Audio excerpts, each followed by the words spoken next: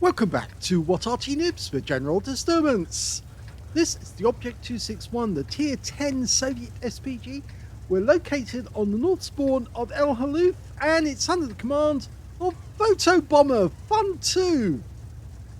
Well, I'm sure his clan is fun. He certainly has a lot of fun in his arties. He sent us in a few replays recently and he's been enjoying it.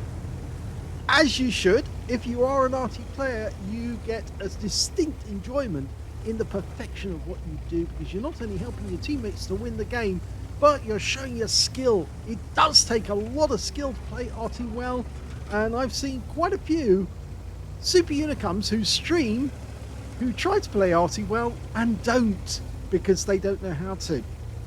Anyway, we've got the 18cm howitzer mounted on a hull, which actually would have come from an IS-7 if they'd gone ahead and built this beast, but they didn't. Okay, he's aiming towards the enemy side of the battlefield because a Jaeger has the impertinence to actually try and come up to the edge and get damage on our teammates. Rounds out. Well, he moved very quickly when he realized that shell was coming in. Of course, he did the right thing, in technically speaking, by moving forward as he got the warning. And so generally, Arty players should aim in front of a target rather than behind it, because most won't back up. They will actually try going forward to try and get out of the way of shot, because they know that they're faster to accelerate forward than they are backwards. It's something that I've noticed a lot recently whenever I've been playing, and yeah, I rarely get to play nowadays, but I do enjoy my Arty when I do play it. That was more of a test just to see if he was there.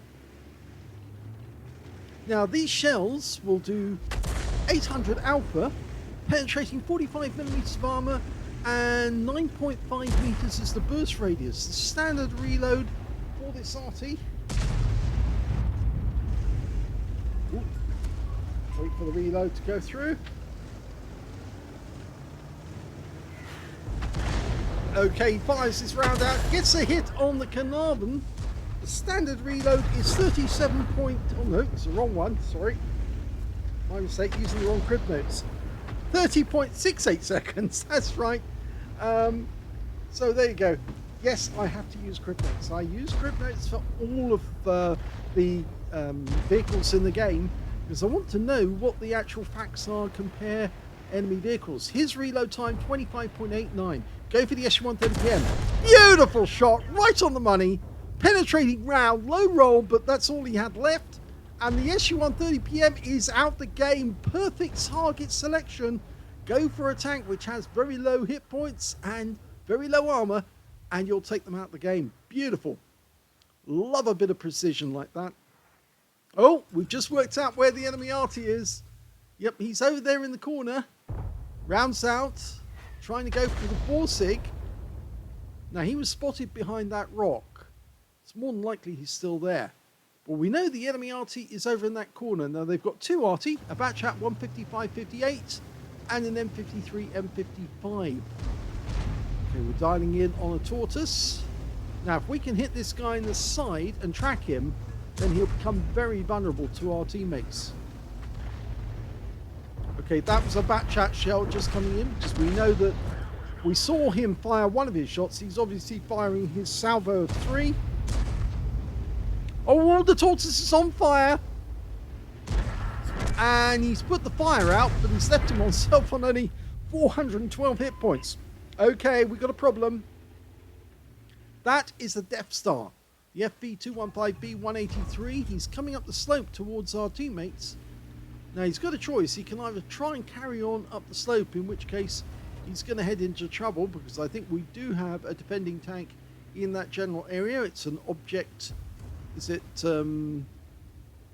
Object 704? So that should be fun if he tries to go up that slope. If he turns to the right, or his right, and tries to go over the edge, we should be able to get a shot, but we don't need to, because he's out the game.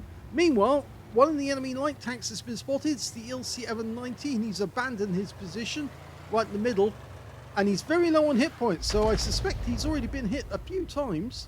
Now, we're aiming where we think he's going to go. He's changed his course, and he's actually... No, he's staying down there. But he's just trying to pick his spot. He's actually gone unspotted. And I think he's behind that house, or he's in the bush in the center there. Okay, the tortoise is on one shot. If we can land the shell directly on him. Instead, we're going to go for the Emil. Rounds out. It splashes him for 160. Oh, but he does get hit by our other Arty in the 212A. So he's heavily stunned. Now, we've lost most of our tanks that are actually in the northwest corner. We've only got a Gorilla and an SMB CC67. And the CC67 just got taken out by their Leopard prototype. Okay, that tortoise just got wiped out by the derp of the Gorilla 15, but unfortunately now he's being chased by a Foch B down into the dip. Can we stop this guy? That's one. Rounds out. Oh, it's not enough to stop him altogether, and the Gorilla 15 gets a dirt, but I think he's about to expire because the Foch is going for him, and I think he's going for a ram kill. Yep, he got it. But the Foch is now one shot. We only need to land a shell anywhere near him, and he will go out the game. In the meantime, one of the enemy Arty's been spotted in a very unusual position. Going to try and put a shot on him. Rounds out. Bit short, I think. Yep. He changed course just after the shell was fired. We've lost our ELC. So we're down to 5 players on our team, and the enemy team's still got 7. We're down by 2. On one side of the coin, we can say, yes, we've got the advantage because we've got a Strib 103B and a T55 over that side of the battlefield. But they've got this Borsig holding our guys up. Now, if we can land a shell on him, he's going to have a very bad day because he's got very thin armor. Okay, well, he's backing up. Back up just a bit more. Oh, he got him! Fantastic shot over that gap. A very narrow shot. And he got the kill, but now it's the Patchat 155-58 who's trying to troll our Strib 103B and push him over the edge. Not going to work, I'm afraid. In fact, the Patchat is in reload and he's about to go down in a big way. Wait for it. He's going to try and ram the Strib and died in the process. Don't ram a Strib if you're in a Patchat. Haven't got the hit points to do it. Okay, the enemy are now pushing pressure on our guys. The T55 goes in for the ram. Unfortunately, he also expires. And now we've got a prototype on the loose in the valley. Now that Jaeger, we could stop him. Rounds out. Looks good. Goes long. Our fellow in the 212A got a shot in there, but now we've lost the Strib. The Leopard prototype got him. So now it's 3 versus 5. So it's not looking so good. The Object 704 ideally needs to pull back. The 212A, well, it might be better for him to go higher up in the mountain. And oh, not what we expected. The Emil 1951 is trying to come over here. Now he's pulling back to open the range so he can actually loop the shell over that rock into the Emil. And we saw some rocks just destroyed. I suspect the Emil is coming up over that edge there. Yes, he is there. We can just get a shell into him. And that's fatal for him. Because that was the extra HE, the non-stun variety, which does a lot of damage.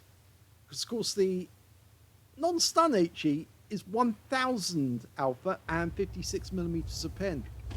So, a nice kill there by Photobomber. Changing position.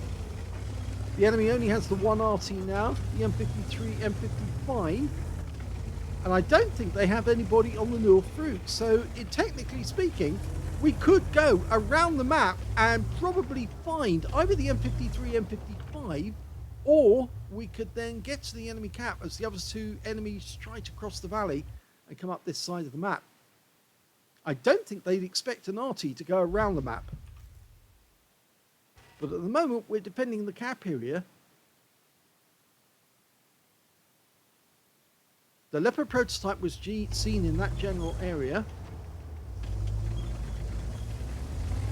There's a possibility that the Leopard prototype decided to go down the valley. I get the feeling Photobomber's, he's going to go Rambo. He's going to do what I suggested. Or is he? No, he's changed his position. He wants a better angle. I can understand that. I still think going Rambo and going after the enemy by going around the map would be the better move. Because, yeah, that is what he would have come across. It's the enemy M53, M55 he's just fired. And now he's out the game. That was a beautiful manual shotgun by Photobomber. So I was right. If he'd actually gone around the map, he would have found the enemy M53, M55.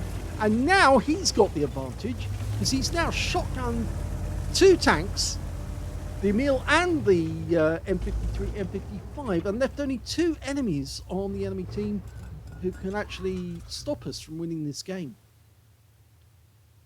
We're kind of trying to force them to either accept a draw or to lose the game. If we can get both of their tanks to go around. Now he's firing where the Jaeger was last seen, but unfortunately the Jaeger is a lot closer, and in fact he just spotted us, and it looks like he's trying to get us in sight, but he's got no Arty to help him now because, well, Photobomber saw to him. The good news is the Jaeger, oh no, it's the prototype, just got killed. The 704 just nailed him, and now that means the Jaeger is the last enemy vehicle alive. Oh, this could be fun. We know where he is, and he's now been spotted, and we've got him. He's got him by the axe. Oh, he can't get the line up on the shot. That would have been so funny if he fired around right up the rear of the enemy tank and won the battle that way by giving him an insertion, a colostomy. That would have been funny. Okay, but he is one-shottable now, and we've definitely got this battle if we can get behind the enemy. We don't want to face that big gun. Oh, he's gone! The 704 got him! And that's victory!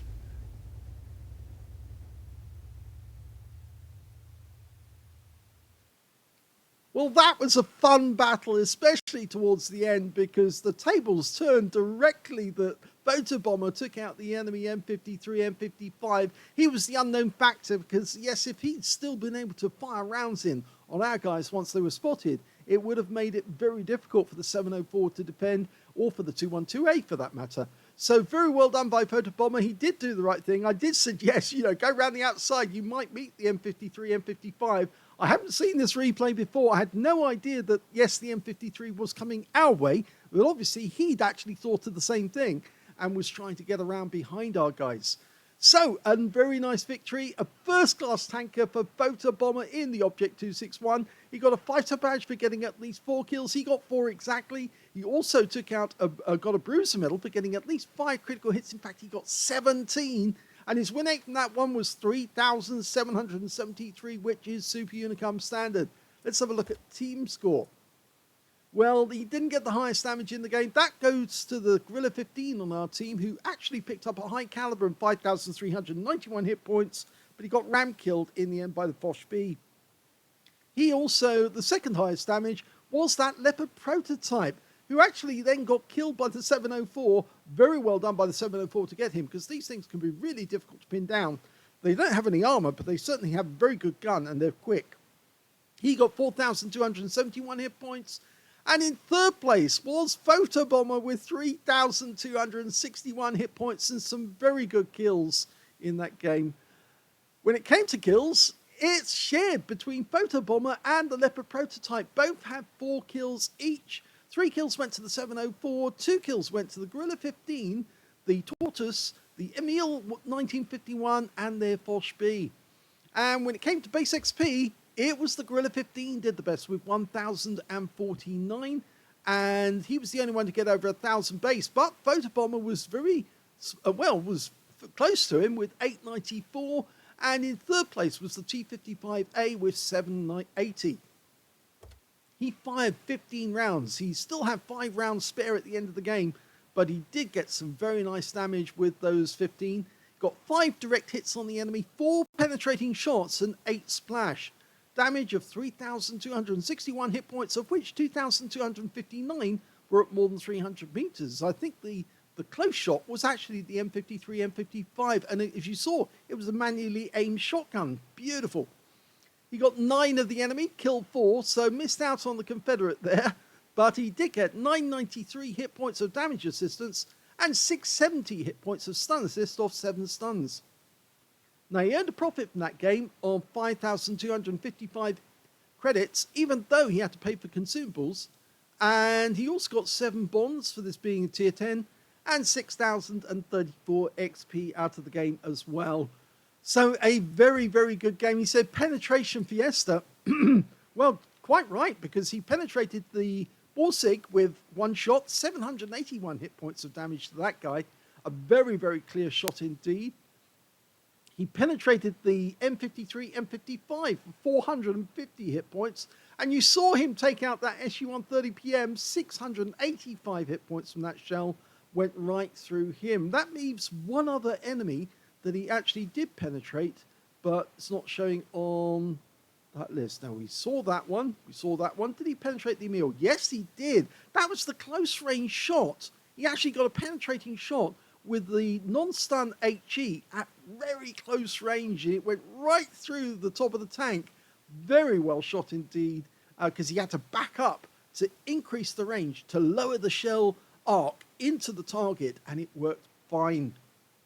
So I hope you enjoyed that replay. If you did, please give this video a like, do subscribe to our channel, leave a little comment down below because it feeds the algorithm, and thank you for watching.